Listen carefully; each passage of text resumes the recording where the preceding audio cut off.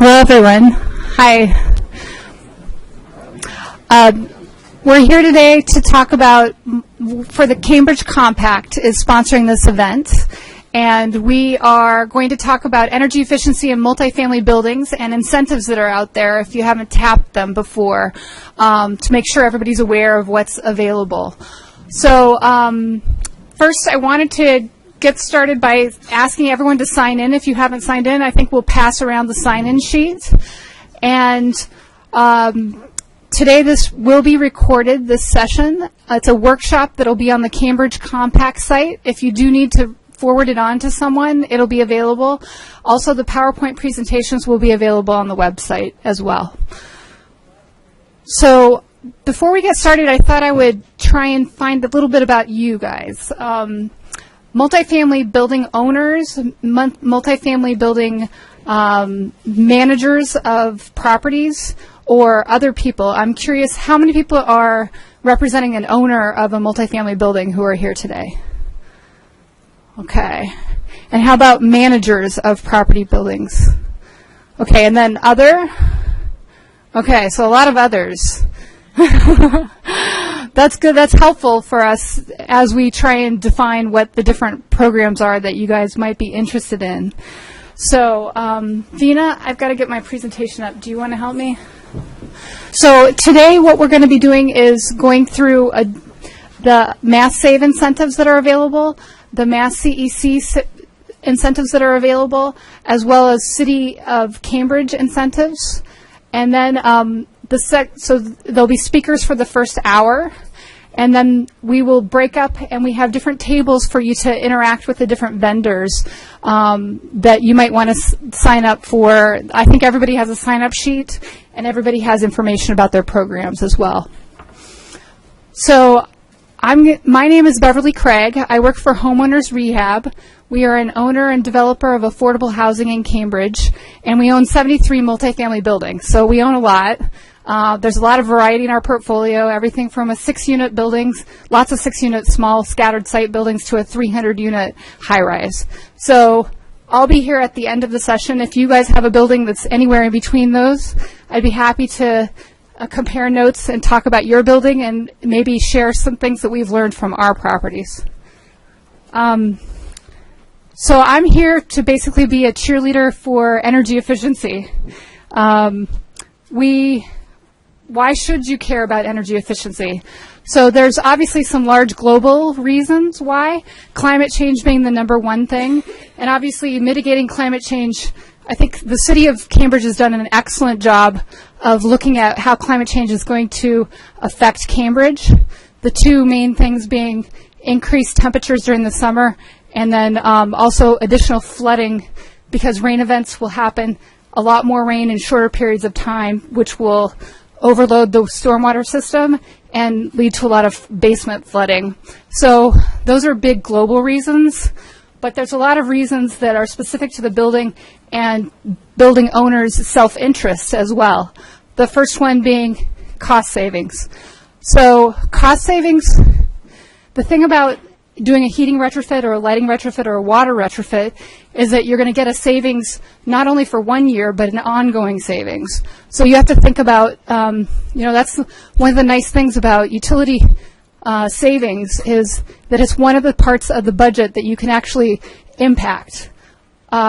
Insurance rates tend to go up. City taxes tend to go up. But energy is something that you could actually take a bite out of. And so it's important to focus on that. And it's not just about saving money, it's also about increasing the comfort of your tenants, especially on heating retrofits, air sealing and insulation, and sometimes boiler retrofits, especially if you're adding zoning, will increase the tenant's comfort. And that's going to lead to greater tenant satisfaction, lower turnover, lower vacancy, and all that helps the bottom line as well, on top of that actual energy savings or water savings that you're going to get. So just as background on Homeowners Rehab, we have 1,200 units in Cambridge, and we do spend a lot on utilities, $1.7 million a year. And just to give you some perspective, about almost half of that is water. That surprises people a lot of times. But water is very expensive in Cambridge, and we pay that for every building. Typically, we do have common boilers for our buildings, and so we're paying the heat. We tend to pay all the water, and then we usually pay common area electric only. So just the basement, the laundry room, meeting rooms, stairwells, those kinds of things. So I think that's pretty typical for a lot of multifamily buildings in Cambridge. We do have a lot of variety in our buildings. I mentioned that before. But we've been very active in doing energy retrofits across the board. So we've done 27 lighting retrofits, 12 heating retrofits, and across the portfolio we've done water retrofits. We've also been very active in solar installations. So basically any time that we do a new roof, we try and do a solar evaluation to see whether it would be a good payback period. And Homeowners Rehab tends to invest in anything that has a payback period less than 10 years on solar. So since a baseline of 2006, we've been able to reduce our energy use by about 21%, so the gas and electricity use. And that's saving us, actually that savings underestimates, is about $375,000 per year now from all of our heating retrofits, lighting retrofits, and water retrofits. So it does really add up across your whole portfolio. So to give you an example, this is our largest building. This is a 300-unit building right along Memorial Drive. And we did a lighting retrofit here, just the common areas. There is a garage there, and there's a lot of lighting that is required to be on 24 hours a day. And so we installed LED lights.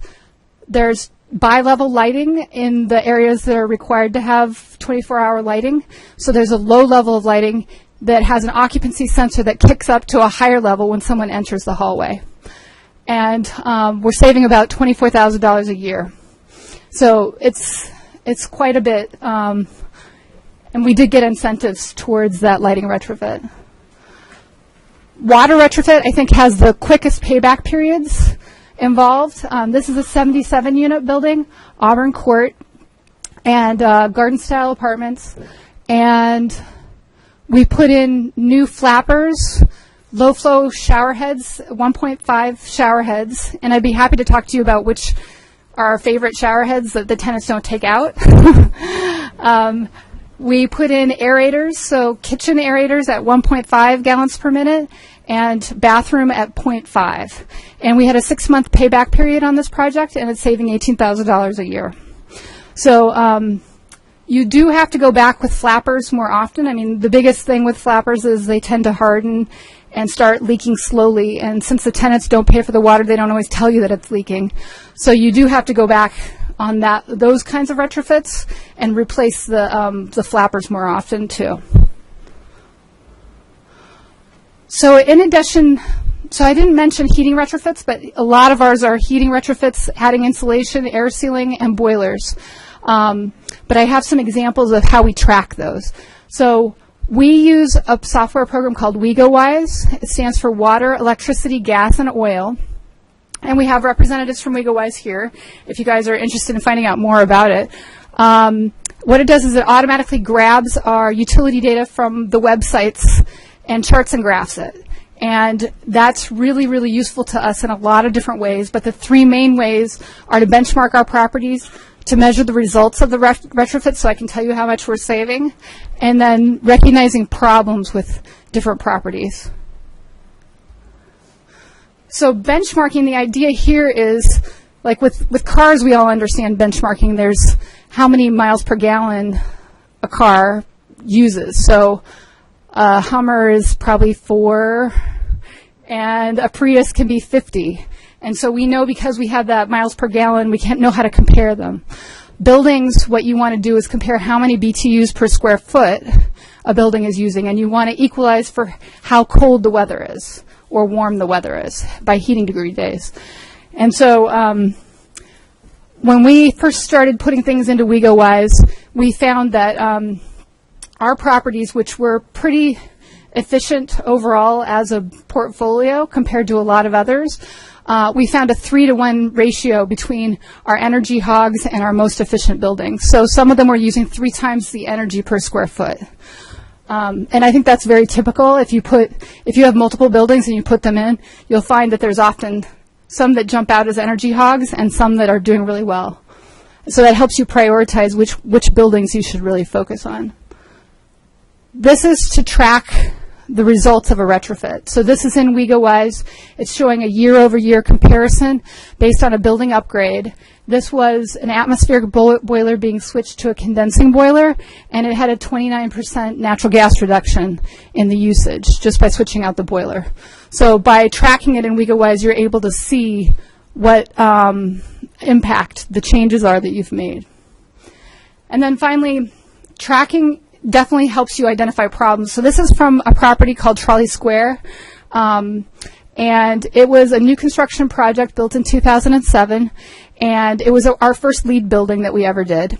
And the orange line is green buildings that are in WegoWise. So they're able to track other buildings in Massachusetts that are similar that have a green certification like LEED or Energy Star.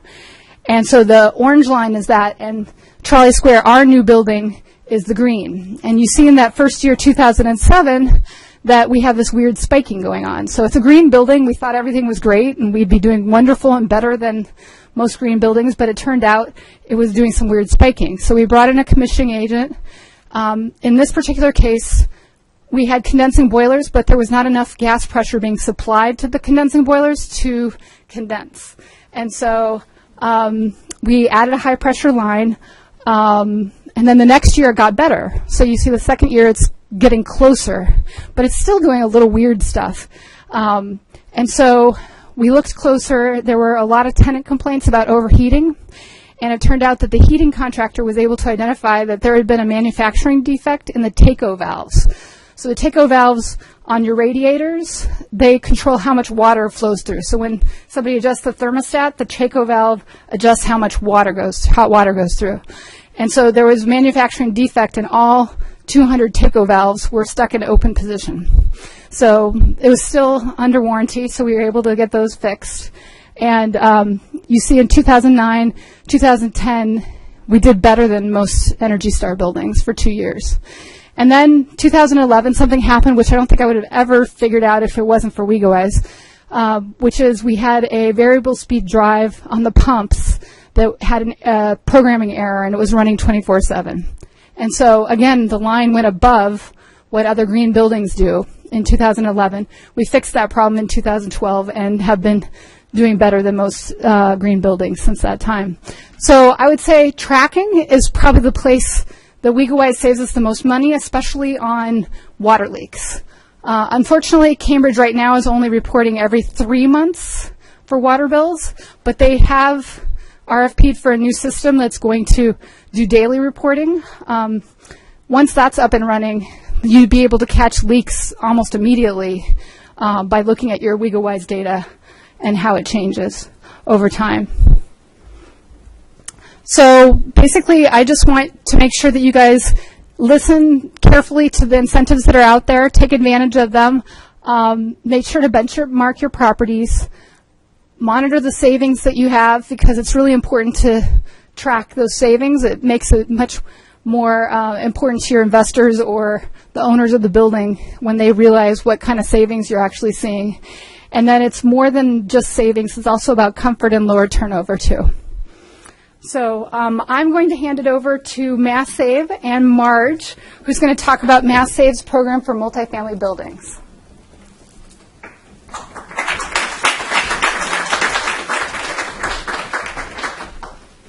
Thanks, Bev. Am I allowed to stand? It's the teacher, former teacher in me. Is that all right? Volume good for recording? Oh, I can do that. I can do that. Yeah, great. Thanks. Hi, everyone. Good afternoon. Thanks for taking time out of your busy schedules as property, anyhow related with a property. I know time is precious, so really appreciate it. And a call out to Beverly, Nicole, and the other members of the CEA for putting this together. So well done. Well done. So again, as Beverly said, my name's Marge Kelly. I work with Eversource. I have with me my counterpart, Bill Footer. He's with Clear Result, who's our lead vendor.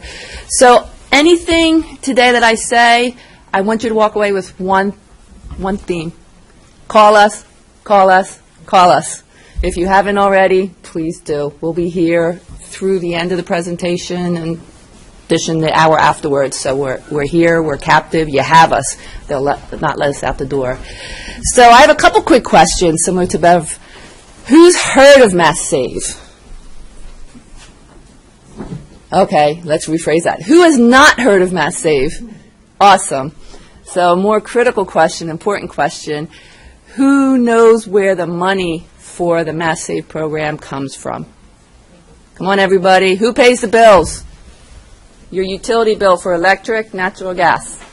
That's where the money comes from. So it comes from you as ratepayers. It comes from your tenants as ratepayers. Again, I'm here on behalf of Mass Save. I do work for Eversource because we are the utility provider in the city for gas, natural gas and electricity. So that's why you're stuck with me today. So thanks, Vina. One moment.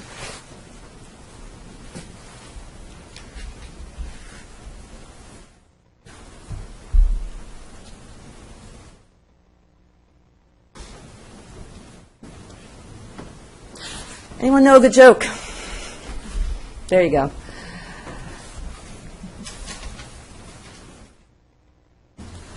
Thanks.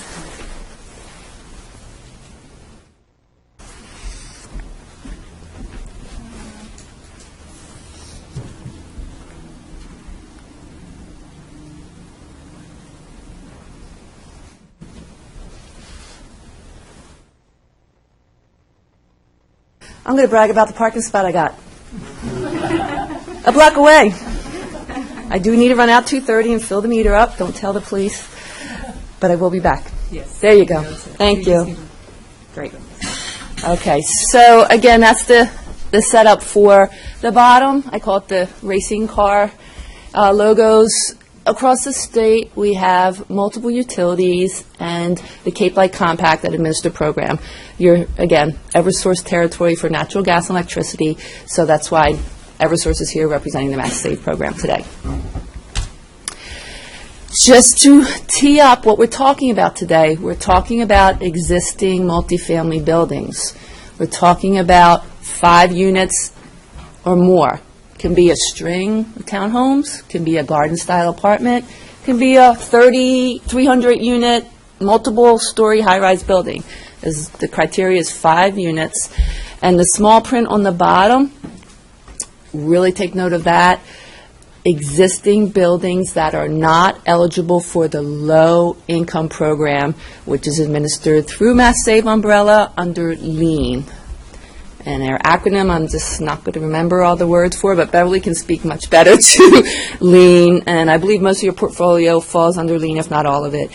So again, what I'm speaking about today is directly just for market rate, non-low-income eligible buildings. But as a resource, Bill and I can speak to the other programs and also, again, be an intake for if you have a 1 to 4 unit building. We'll be happy to bring that information back to actually Bill's counterpart that addresses those buildings.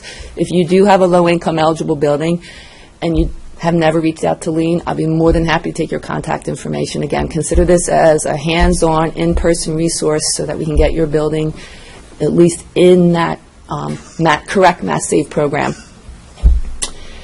And the last point there, for those of you familiar with the Mass Save multifamily existing building, we used to have this criteria of it could only address measures that were off of a meter that was residentially metered for the utility.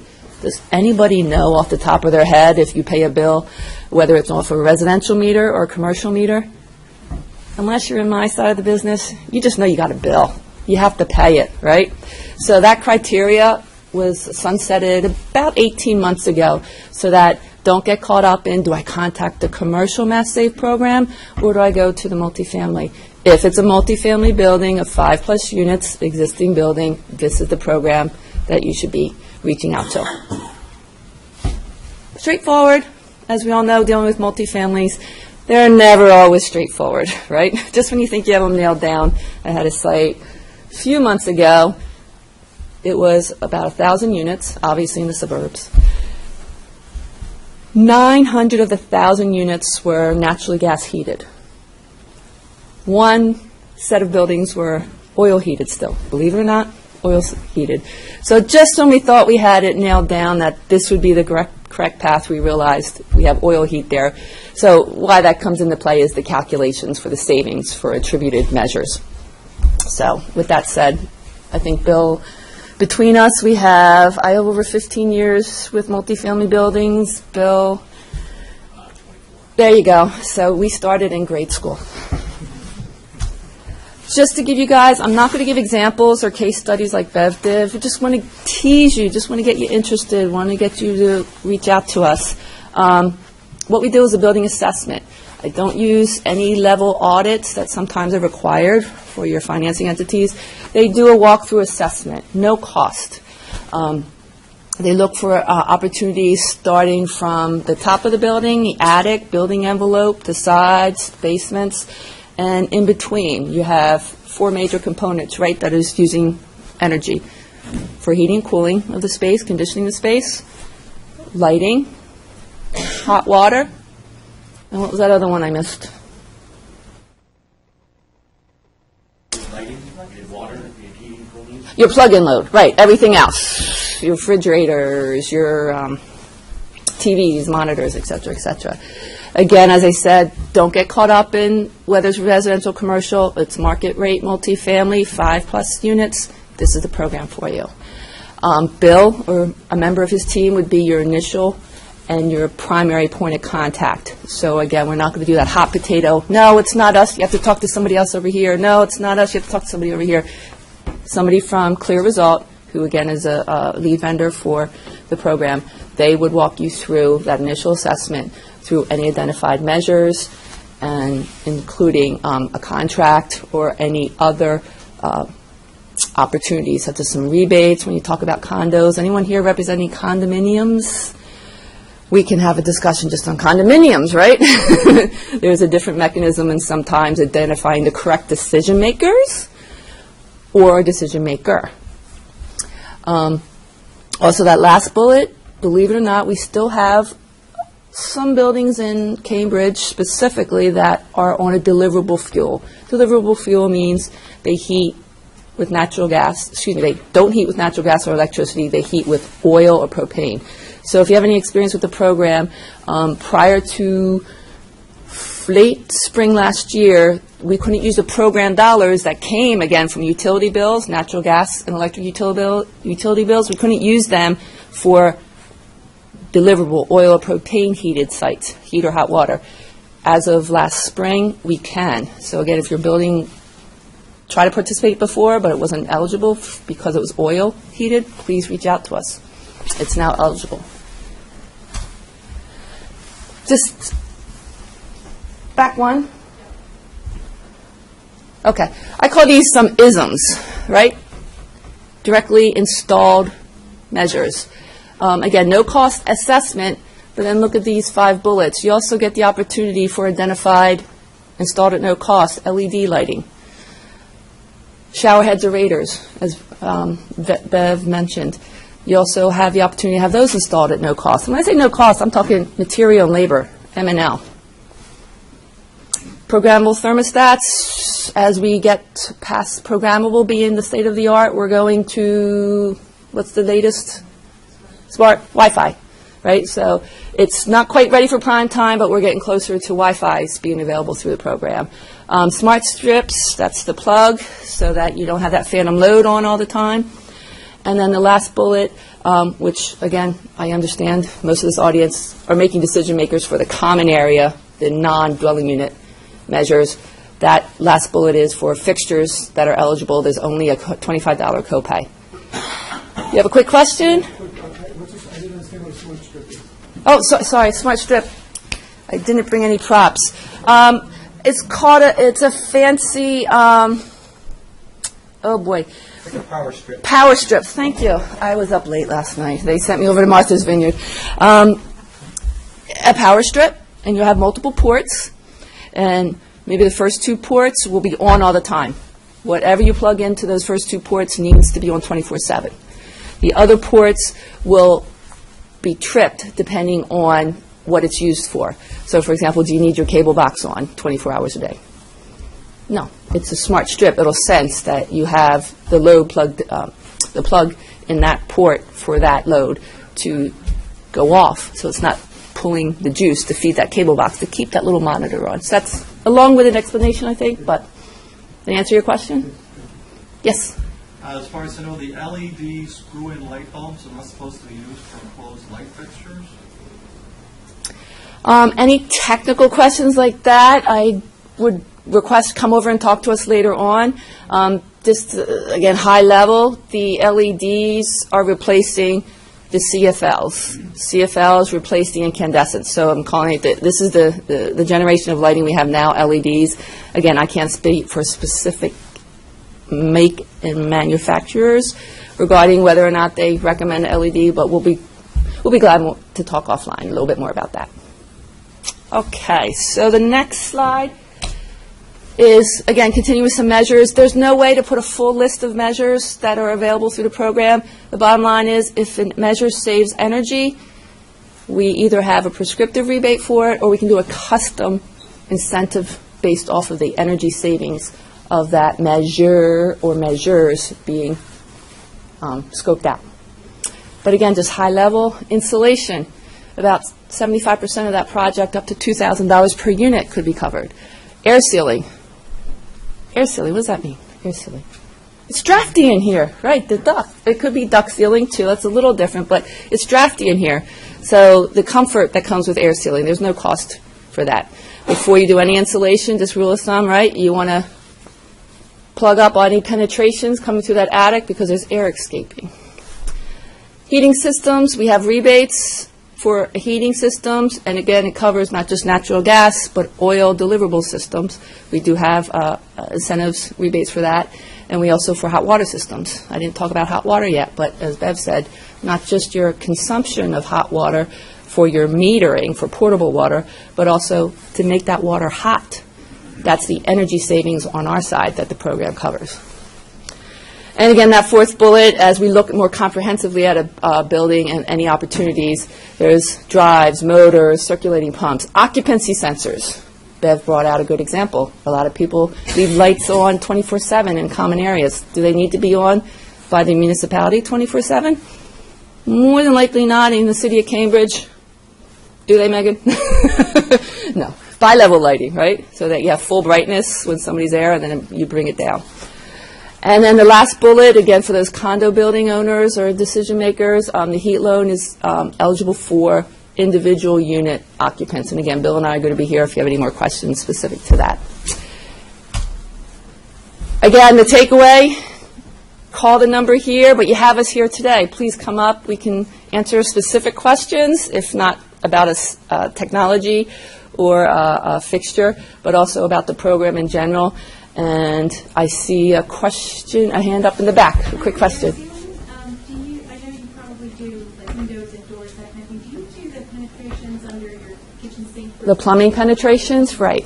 Particularly that and the attic space. There's a lot of air. Again, that conditions, think of the building like an envelope, right? You want to keep that conditioned air, be it hot or cold, that you're paying to keep warm or cold in the unit. So yes, plumbing penetrations, through the attic space, through the walls. And do you do lower door tests, or do you just We don't. In multifamily program, we don't do blower doors tests. And I don't get a building science here, but there's a lot of discussion nationwide on how to correctly blower door test multifamily buildings. But again, we'll be here if you want to talk a little bit more about that. That'd be great. Yes? about heat recovery ventilation? Could it potentially save energy for a building? Yes. Again, that's something, we're looking at the whole building now, holistically. We're not just looking at these, easy measures, right? We're not just looking at screwing in a light bulb, changing out an aerator from a shower head that was using 2.5 or 3 GPM, gallons per minute, to a 1.5. We want to look at everything, every opportunity, and that's why Bill and his highly trained, all BPI certified staff will go through and look at any opportunity. Yeah. Is that phone number a generic mass save number, or is that specifically for multifamily? That's specifically to the multifamily Another acronym, I work for a utility, indulge me, MMI, the Multifamily Market Integrator. So that's specifically for multifamily enrollment. You're welcome. Yes? My building was assessed maybe 6-7 years ago. Would I be eligible to have it done again? We're on that cusp. I put it this way, give us a call or come see us. Yeah, let's re-engage. As I have a captive member in the audience who works for the City of Cambridge. We are also going and looking back at buildings that did come through the program. For example, the oil buildings that formerly couldn't participate, now they can. If an ERV is being recommended or some more sophisticated building systems being recommended that wasn't, for whatever reason, addressed before, give us a call. Yeah. Worst case scenario, we'll say, we've reviewed everything, nothing's left to do, but best case scenario, there might be 1 or 2 things we can do. If nothing else, educate, right? Bring you some education tools, which, just a shout out to Nicole, we do have a one-pager that you might be able to make use of for your tenants and or your condo board and or neighbors to use, because I find, allow me another minute, I promise, my soapbox, education is the key to a lot of this stuff moving forward, right? People just don't know. It's getting to the point where we've gone from calling it curly Q CFL light bulbs to LEDs. People understand that now. That's been my short 15 years, that knowledge. But there's still more. There's still more. To Val's point, water. Anything else, Val, before I shoot it off? Thank you, everyone, for your attention.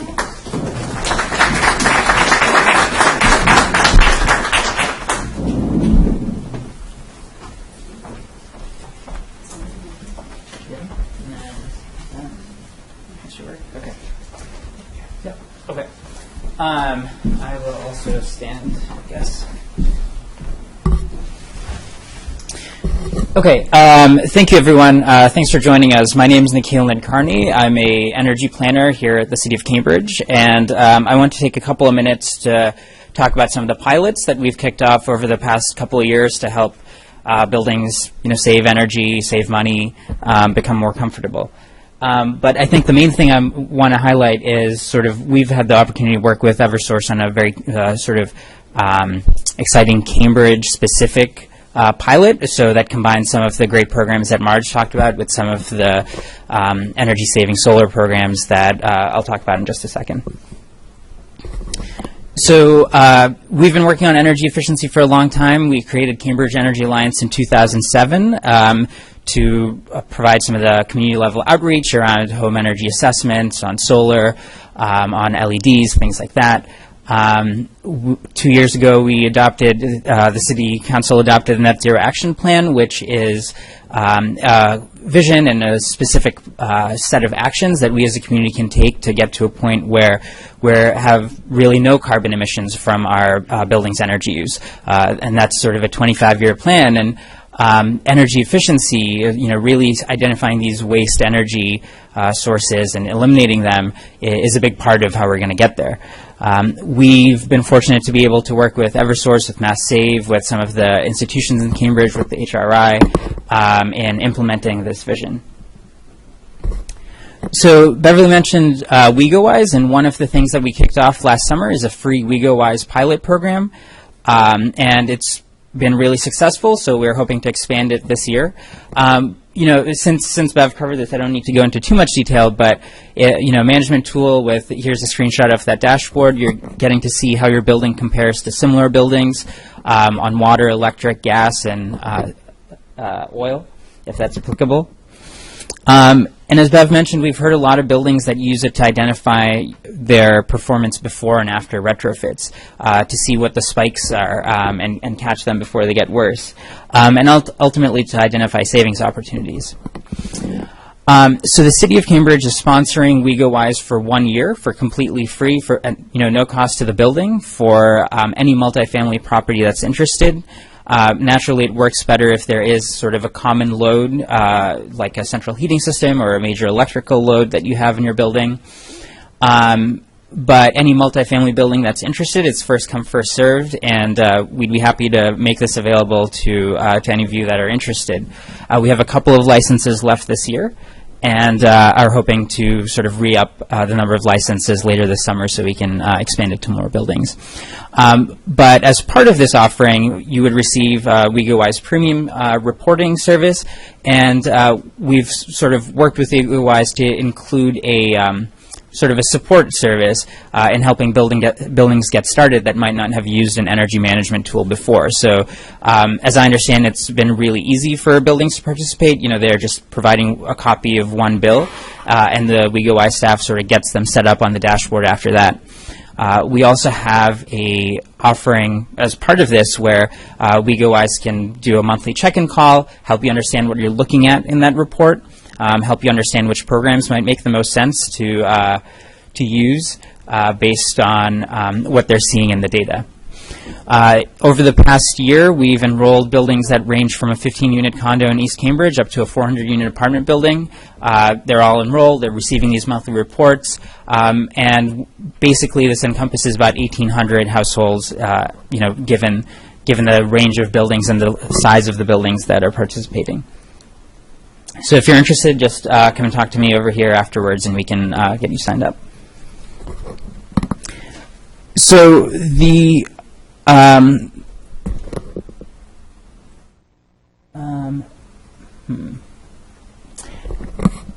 this might be the older set of slides, but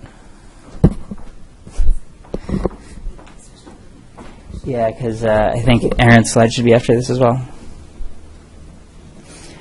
So I can talk in the meantime, but basically one of the things that we kicked off last year that you might have seen signage for is the Sunny Cambridge program, a program to help people save even more energy in addition to efficiency by getting solar at the same time.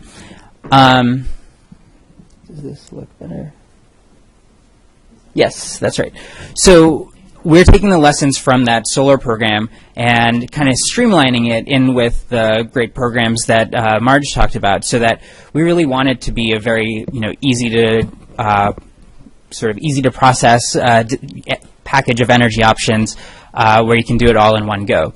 So basically, the Sunny Cambridge program and our solar program offers a free solar assessment, so you can get an understanding of what your revenue could be from putting solar on your roof. And you get free quotes back from installers so you can see some of those mechanics. As part of this, we include a multifamily solar advisor service. This is no cost to buildings. It's something that the city is sponsoring to, you know, make sure you can get an understanding of your revenues from a solar system, to help get quotes from the installer marketplace. But ultimately, to kind of work through some of these complex decision-making pieces of solar for condos or apartment buildings, you know, these questions that can seem a little bit intimidating. If you're in a condo building, are there roof right agreements that need to be signed? If you are, you know, in a large multi-meter building, where's that solar tying into? So up next, we have Aaron King, who's our one of the consultants in the multifamily solar service from Zapotec Energy. So I'll turn it over to him. But so I just want to say that they've worked with about 50 buildings over the last year in Cambridge, multifamily buildings, to figure out how they can go solar, to figure out some of those, like, you know, benefit sharing, cost sharing, and agreement principles. As you can see in the lower right, we held a workshop last summer for multifamily solar, standing room only. A lot of people are really excited about how they can save even more money on top of efficiency by getting solar.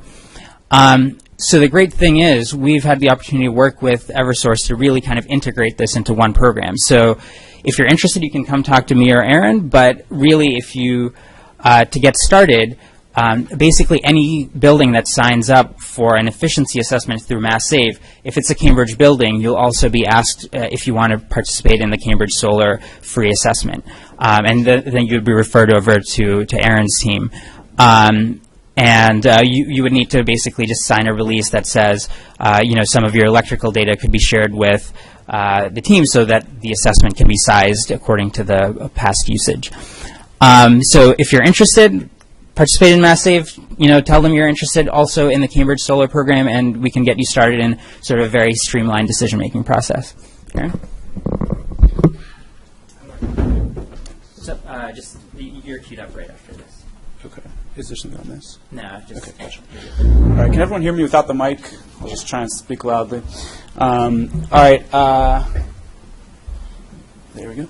My name is Aaron King. I am a design engineer at Zapotec Energy. I also do a lot of work in policy analysis and consulting. We're primarily a design firm. We do some design build projects. We've done many in the city of Cambridge. Our founder, Paul Lyons, has... Sorry to interrupt. It's being recorded, so unless you speak into the mic. Sure.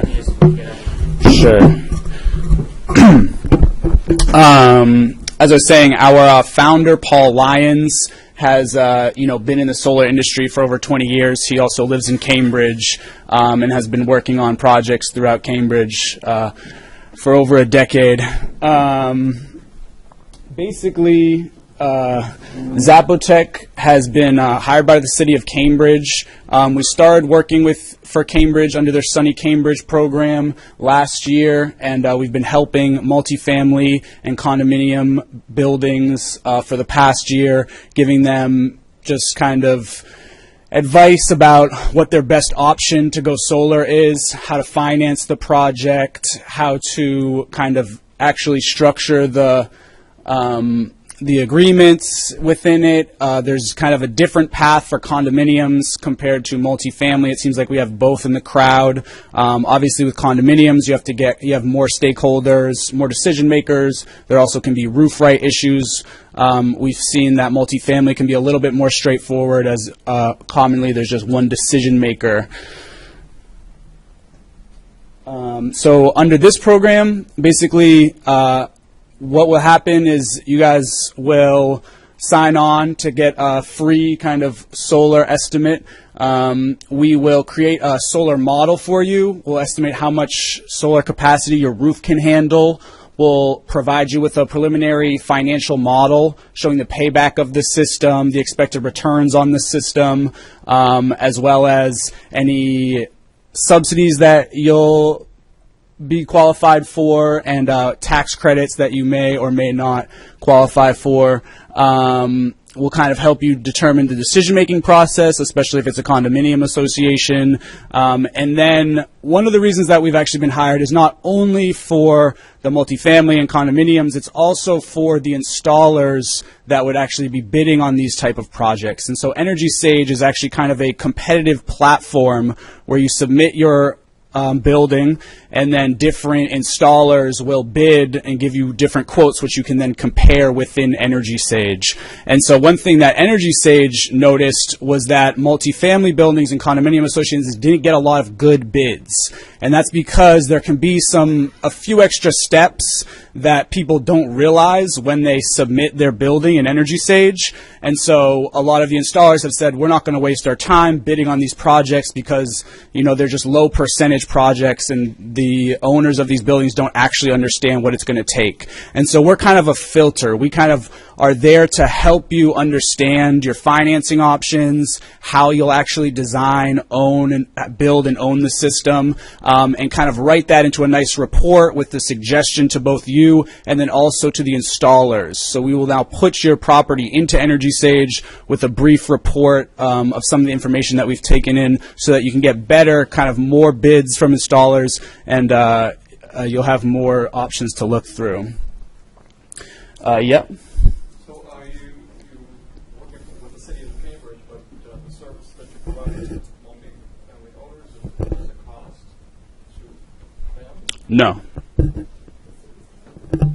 Yeah. So this is kind of the initial review that we'll do. If you kind of check the box that I'd also like a solar assessment, by the time somebody shows up at your door, I think one of the representatives from MassSave, who are actually going to kind of conduct your initial audit, they'll have a report for you like this. We will kind of show you an overlay of where the solar panels will go on your roof, as well as the annual production, the efficiency. It takes into account shading. We'll look at obstructions. Some of people we may be able to rule out immediately and say, this is not suitable for solar. There's too much shading. Another thing I might as well bring up right now, just to keep you guys aware, is that Eversource has Their network is a little different, especially down Mass Ave. So right in Central Square, parts of Porter Square, their network is not really suitable to have solar interconnected to it. So sometimes we're able to screen out if somebody's right on Mass Ave. We have experience and we know that Eversource won't allow you to interconnect a solar PV system, and many of you may have properties in that area. Finally, I'll just kind of give you a little insight into some of the things that we'll be looking at. Here's kind of a typical building. You got solar on the top, and you can see you have all these meters on the bottom. This is kind of showing where there's a designated solar meter, utility meter, connected to the solar inverter, and so that will kind of be tracking all of the output of the solar, which will get pumped into the grid. Then that will accrue net metering credits. It's independent of your house meter and your unit meters. You will accrue net metering credits, which you can then transfer to your house meter or even the meter of another building, as long as it's kind of in this Eversource territory, which is the greater Boston area, all of northeastern Massachusetts. That's one option. Another option for a landlord-owned building would be to interconnect the solar directly to the house panel. And so you would actually see a large reduction in energy use on your house panel and on your kind of house loads. And then further, you could even kind of split the system up and feed it directly to different units in a condominium. And so we kind of will look at your site, look at your building, understand what your options are, and what would be best for you financially. All of these different cases that I just described are actually kind of incentivized in different ways, and the financial models look a little bit different. And so we'll kind of help you navigate through what the best option for you is. Yes. So we have a rubber roof, and we handle it very, gently. And every few years, it's been treated like every 2 years, and it's been replaced every 10 years. And so how does the rubber roof live together with the solar panels? Absolutely, yeah. We definitely install on rubber roofs, on EPDM roofs. That will be part of the assessment that we'll complete for you. The age of your roof will be very interested in the type of roof.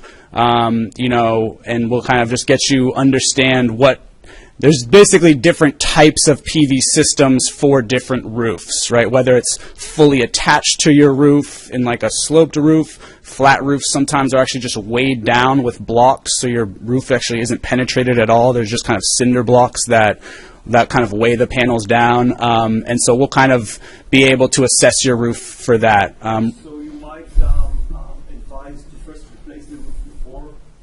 Yes, absolutely. Yeah, if the roof is maybe kind of 10 plus years old and you expect it only to live, the panels, the lifetime of the system is about 20 years. And so if you expect to, replace your roof within 10 or 15 years, we would advise that you would want to replace your roof first. All right, thank you. And I'll be around afterwards if you have questions specifically about your building or about the process. Next we have Peter McPhee from Mass CEC.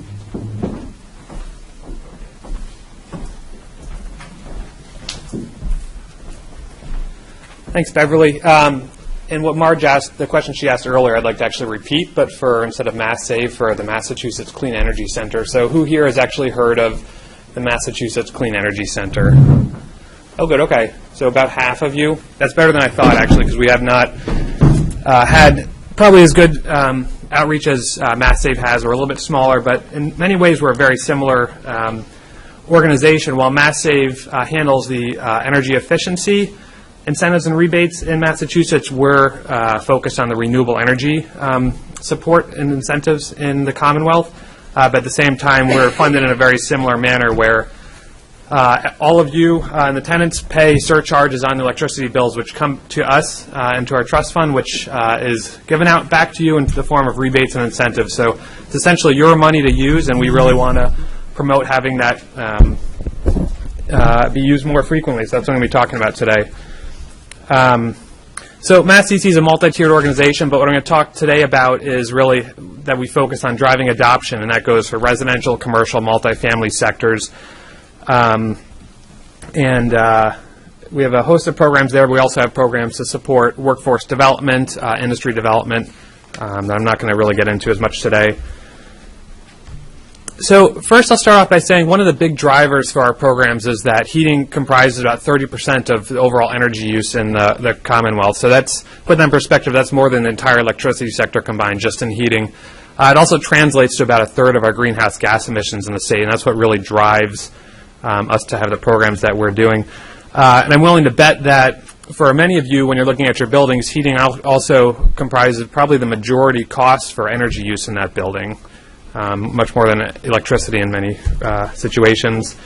When we compare this to our aggressive greenhouse gas emissions reduction goals in the Commonwealth, we see that we're looking to have 25% reductions by 2020, which is only a few years from now. So we're trying to take some pretty aggressive measures to get there, and ultimately by 2050 to reduce greenhouse gas emissions to 80% below 1990 levels. So that takes quite a bit of effort from many entities here, but our side of it is to, in my programs, is we're focusing on driving the adoption of what we call renewable heating technologies. So we made a 5-year, $30 million commitment for incentives to support the adoption of these technologies.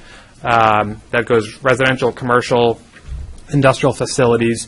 And I'd say it's a little bit simpler than Mass Save, and they have a much bigger program, but our programs are really designed to serve, all buildings that are out there. We have some differentiators in there, but basically if you have a building, you want one of these systems, like, we're going to provide a grant for it. We do also administer the low and moderate income incentives for these kinds of facilities. And all of our incentives can also be used in combination with the Mass Save incentives. So there are, while they do efficiency, we do renewables. There are places where they start to kind of get a little blurry and gray, and we support, to some extent, the same technologies on a couple occasions, but for different reasons. Which is also okay, and it's really a benefit to the customers out there. So I'm going to talk briefly through the technologies. I'm going to be focusing on solar thermal and air source heat pumps, which are really probably the greatest opportunity for this sector. But solar thermal, which was sort of the original solar, you can see here on this house, those are collectors that directly heat water from the sun and circulate that to offset domestic hot water needs in buildings. So it's a technology that's been around for a while, but has really become a pretty mature and reliable technology over the last 10 years, I'd say, and can really do a great job of offsetting up to 80% of hot water usage. We support biomass heating, like this automated pellet boiler here on the top right, which operates very similarly to an oil boiler, but instead of having oil delivered, you have a truck full of pellets delivered maybe 3 times per year. They're fully automated. They serve the entire house, and they tie in with a hydronic heating system. We don't see many of these in the metro areas, but occasionally we do. But it's really a great technology. Cold climate air source heat pumps is probably one of the most popular technologies we're supporting now. So this uses the ambient outdoor air temperature to derive thermal energy for the inside of the building. So it's an electrical heating system, but it can operate 2 to 3 to 4 times more efficiently than a traditional electric resistance heating system. And similarly, this bottom picture is a ground source heat pump system. Also not a great opportunity when you're in a very dense city, but for places where there is a yard, we have seen some of these projects developed with vertical wells, and they operate very similarly to an air source heat pump. But instead of using the outdoor air temperature, they use the nearly constant temperature underground for heating and cooling a building. They're very, very high efficiency and have long lifespans. One of our top installers is actually based out of Medford, so she does a good number of sort of metro area installations. So it's still an option, but I'm not going to talk too much about that today. Peter, and this building is actually heated by ground source. Yeah, right. So yeah, and there's not a big yard outside or anything, but there are opportunities, and it's worth considering. But just take a little more planning, probably. So here across on this graph, we see on the left vertical axis, we see sort of the greenhouse gas emissions per year, which is really a surrogate for how we value these technologies. And in the bottom, we have different heating types for different technologies. Starting on the far left, we have electric resistance heating. So does anybody have electric resistance heating in some of their buildings? So yeah, pretty expensive, old technology, but at the same time, sometimes it's hard to replace. Fuel oil is also relatively dirty burning technology, propane. As we get towards the right, we see some of what we're calling our clean heating technologies. So we have air source heat pumps, biomass pellets, ground source heat pumps. And the far right, we have a heat pump coupled with solar PV. So essentially, you're getting electricity from the sun, which is clean, and then you're using that to heat your home, and that can really be a carbon-free heating technology. So these are the technologies we're focusing on, our clean heating, cooling technologies, essentially that difference between the dirtier heating oils is really what drives the rebate funding towards these projects. So that's why we give so much money, is because they really do have reductions of 50 or 75% from the traditional fossil fuel heating. So it's a dramatic reduction for greenhouse gas emissions. And the right situation can be a cost-saving mechanism as well, especially if you have electric resistance heat or if it's a delivered fuel, as Marge mentioned, with oil or propane. While there are still some opportunities for the right application for other buildings that might not have those fuels. So as I mentioned, mini-split air source heat pumps, another survey question. Who has seen these before, had experience with them? Great, yeah, this is a technology that really entered the market maybe a little over 5 years ago, but many people have heard of air source heat pumps in the past and maybe not performing well in this climate because it gets too cold and they can't handle it when it gets cold. But these new technologies are designed to operate oftentimes down to -5, -20 degrees below Fahrenheit. We have some of these installed in northern Maine, Vermont, Alaska, and people love them, and they can certainly power through those winters, and they do the same here. And they do it efficiently, like I said, 2 to 3 times more efficiently than traditional electric resistance heat. Another benefit of these is that they're very versatile. They have their own distribution system, so you don't need to tie it in with your ductwork. What we see here is a wall cassette. So essentially, you don't need to put vents in your ceiling or through your floor, but the refrigerant goes directly through the wall in a very small hole to these indoor units. But there can also be floor-mounted versions of this and integrated ceiling cassettes. But typically, this is much easier to do than to build ductwork in a building that doesn't have that already, which can be very expensive. Our incentives for these technologies, we look at them per single unit or per 12,000 BTU capacity, and our base incentive is $625, but for public buildings, $800, and affordable housing that goes up to $1,500. So pretty good incentives. And for larger multifamily buildings, these can really scale up. So we can be supporting hundreds of these systems in a building through our grants. A program that we'll be launching the next few weeks is for VRF air source heat pumps. So VRF stands for variable refrigerant flow. So it's essentially like a really big mini split. But they're great technologies that operate in many of the same principles, but serve 50 or 60 units at a time instead of a couple of rooms. So we can see this on larger buildings, commercial buildings, multifamily buildings. And while mini splits are oftentimes tied in with the traditional heating system, these can serve the entire heating cooling needs of a building. And both of these heat pumps do provide both the air conditioning and the heating, so you kind of get double bang for the buck. You don't have to install a heating system plus an air conditioning unit. You kind of get them both in one. So that's one of the great benefits for the occupants of the building, and for the owners, where you don't have to maintain the two systems.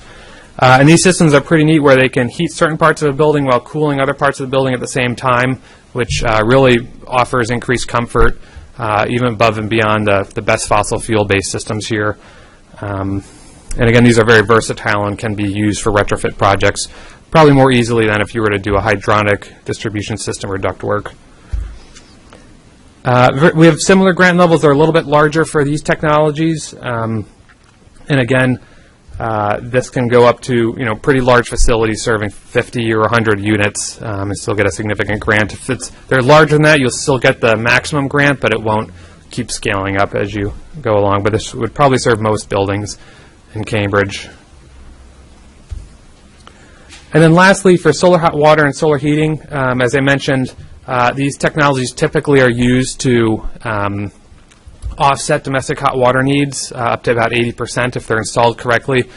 The pictures here, we have on the left the flat plate collectors, and on the right we have, behind the PV, we have evacuated tube collectors, just two different types of the same technology, both of which work well in this climate.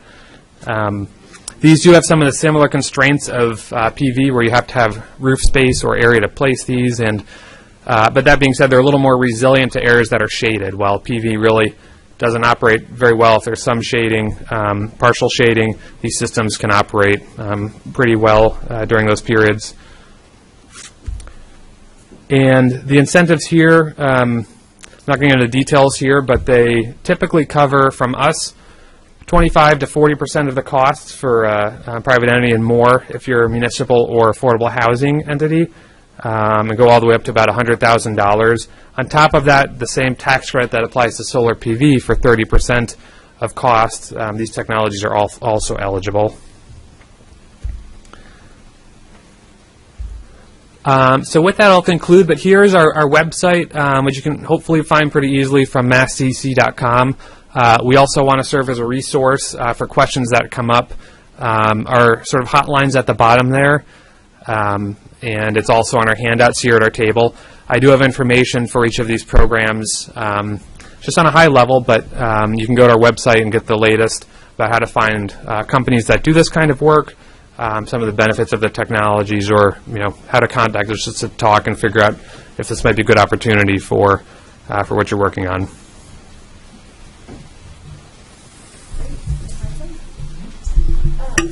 If there are buildings that want to take advantage of both the LEED program incentives and custom measures like the heat recovery ventilator and Mass CEC clean heating stuff, is there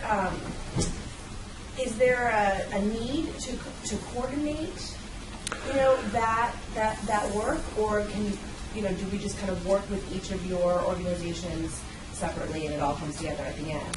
There's not a need to coordinate. I mean, we try to coordinate sort of behind the scenes, but there's no. To be honest, the utilities have some more specific requirements and regulations that they have to follow than we do. We're a little more flexible. So in some ways, we can simplify our programs because of that, where we can make awards earlier on in the process.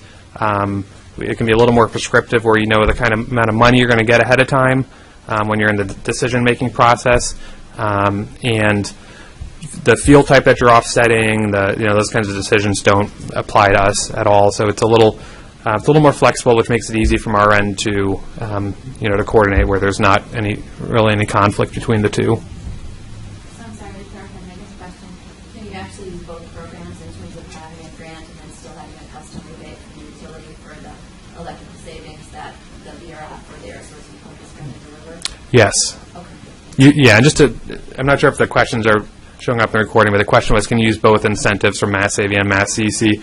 Answer is yes, you can use both. Remember, before you do any renewable, what are you going to do? Efficiency first. I agree. Yep. And the way that works is as you tighten the envelope, you're actually reducing the amount of heating you need, which means that you can spend less money on your heating system. So it's a really important thing to do in the right order. You tighten your envelope, the insulation, the air sealing, and then you're actually saving a lot of money by not spending as much on the system, as well as the energy usage for the system. Are there any incentives for reinforcing roof in order to solar? No, we don't provide incentives for roof reinforcements. Our incentives are sort of typically capacity-based, so we would, it would be for the technology, but sometimes other costs can be rolled into project cost. But we'll still be providing the same amount of money, dependent more on the size of the technology installed versus the cost of the project. Can I add to that? So our understanding is, I'm not a tax attorney, but some of the repairs needed to support the solar program are eligible for federal tax credit. Yeah, I've experienced that as well. In terms of being able to particularly couple an insulated roof, a new roofing with a solar installation, you can put that full value toward the tax credit is what I've personally experienced. That's a 30% federal.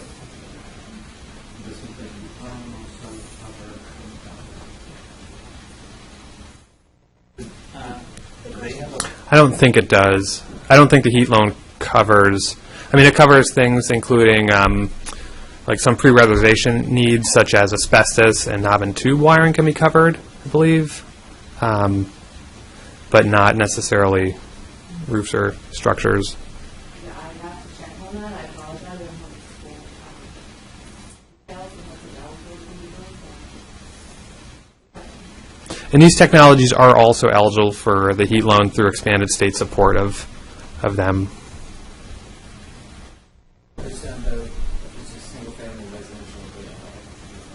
For multifamily, okay.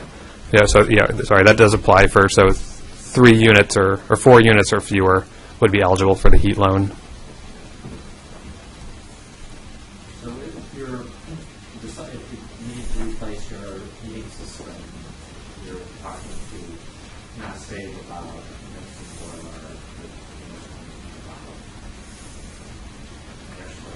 heat pump. How would you go to each comparison?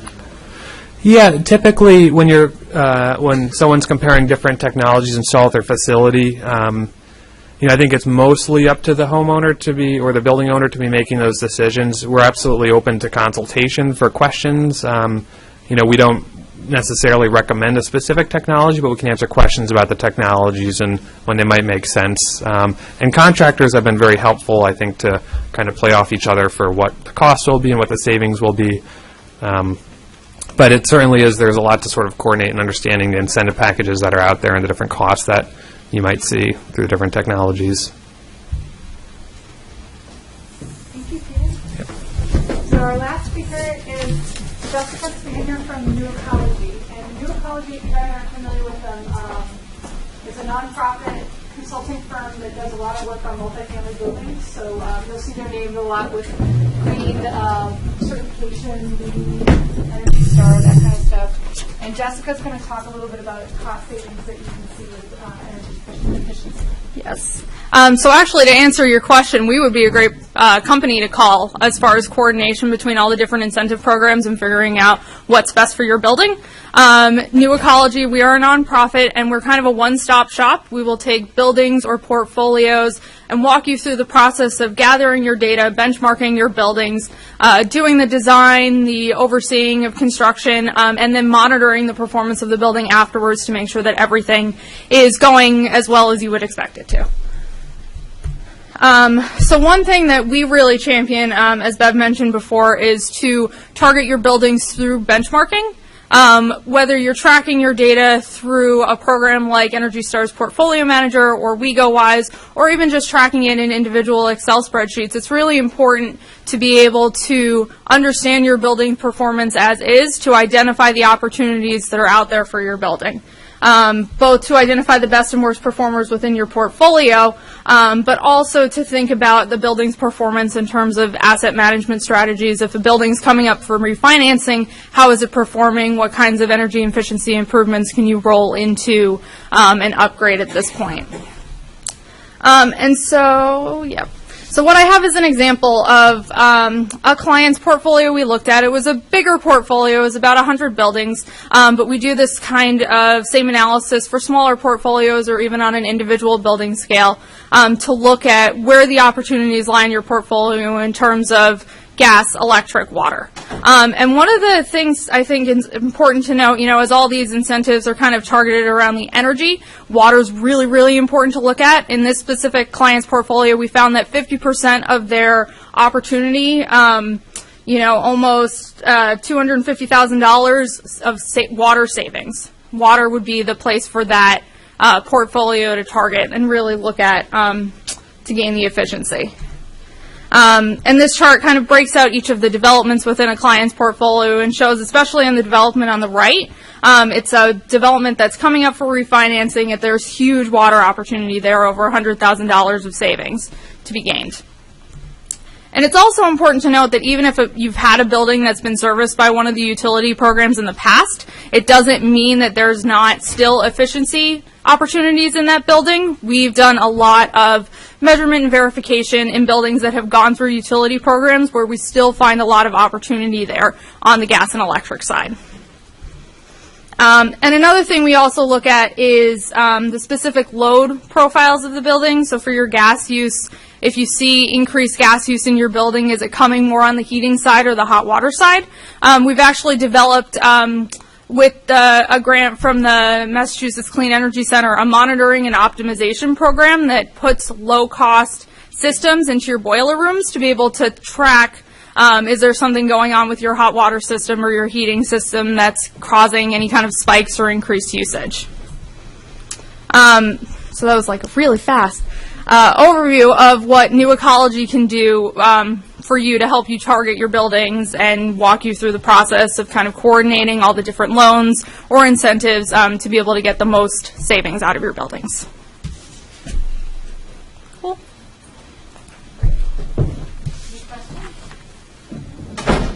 Okay, well, thank you all for coming today.